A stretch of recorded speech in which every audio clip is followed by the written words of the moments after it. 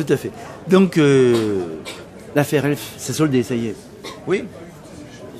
Donc, écoutez, vous ne pouvez pas continuer à parler au bout de plus de 20 ans à quelqu'un qui avait 17 ans de procédure pénale d'une affaire sur laquelle il ne s'est pas enrichi, tout le monde le sait, en considérant que c'est ça l'affaire de sa vie, c'est pas l'affaire de ma vie. Non, mais il reste encore des zones d'ombre, je ne parle pas de vous spécialement. Il n'y a aucune zone d'ombre. J'ai été responsable de ce que mes collaborateurs ont fait, oui. J'ai pris ces responsabilités. Je demande aux gens d'aujourd'hui, aux hommes politiques d'aujourd'hui, aux chefs d'entreprise d'aujourd'hui, de prendre leurs responsabilités quand leurs collaborateurs déconnent. Ils ne le font pas. Alors, pourquoi me reprocher, moi, d'avoir pris la responsabilité de ce qu'ont fait mes collaborateurs, si on est incapable aujourd'hui de prendre la responsabilité de ce qu'on fait? Pourquoi, d'après vous? Vous avez une réponse? Parce qu'il y a les responsabilités collectives, qu'on est bien content de ça. Voilà, c'est tout. Et moi, je prends mes responsabilités. Quand je dis qu'un de mes collaborateurs fait quelque chose, je ne me cache pas derrière mon collaborateur, je prends la responsabilité, je fais 10 ans de procédure pénale et 3 ans de prison pour ça. Alors, ça suffit. Ça suffit. Et quand on m'a dit, mais vous n'imaginez qu'il faut que vous répondiez, j'ai répondu. J'ai fait ce qu'il fallait et je considère être lavé, c'est fini. Vous avez payé cher. Vous avez payé cher. J'ai payé ce que la société a voulu que je paye, semble-t-il. Elle est contente. Alors laissez la société tranquille. Mais vous avez un peu d'amertume par rapport à ça? Pas du tout, j'ai une belle vie. Qu'est-ce que vous faites actuellement donc? Moi, je fais du conseil dans le domaine énergétique et industriel, et c'est ce qui m'intéresse.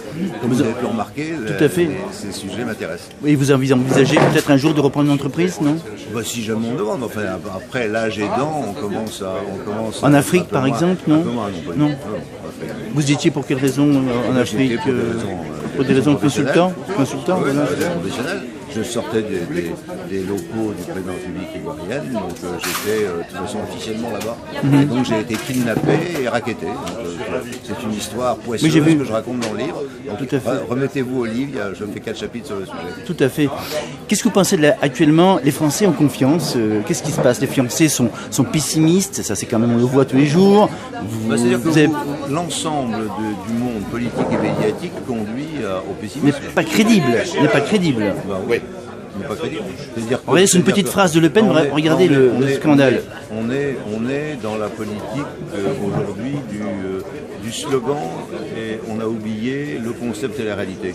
On est dans le slogan. Alors on fait des slogans, on dit voilà, on fait un exemple, c'est-à-dire que on dit moi ce qui m'intéresse c'est la politique de l'emploi. Ça n'existe pas la politique de l'emploi. Ce qui existe c'est la politique industrielle. Quelle est la politique industrielle que l'on fait pour structurer l'emploi? Voilà, c'est ça. Bon, alors on peut effectivement, comme De Gaulle le faisait, disait Europe. Je rappelle, on peut dire emploi. Oui, c'est bon.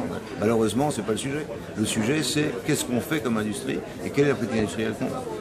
Et là, malheureusement, à gauche ou à droite, c'est le désert absolu intellectuel sur le sujet. Mais il va y avoir un vide que quelqu'un va combler.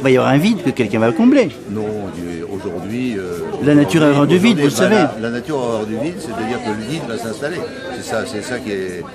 Oui, en ce moment ça s'installe. Ça c'est clair, sur tous les plans, et notamment culturel aussi. On peut en parler.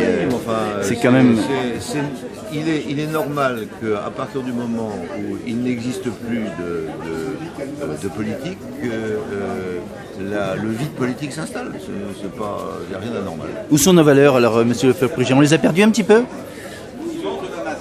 Moi, je pense qu'elles sont dans la jeunesse d'aujourd'hui et qu'il faut faire confiance dans la jeunesse d'aujourd'hui et que la jeunesse d'aujourd'hui a envie de faire des choses et qu'il faut la favoriser dans ce qu'elle a envie de faire. Et c'est là le challenge que l'on a.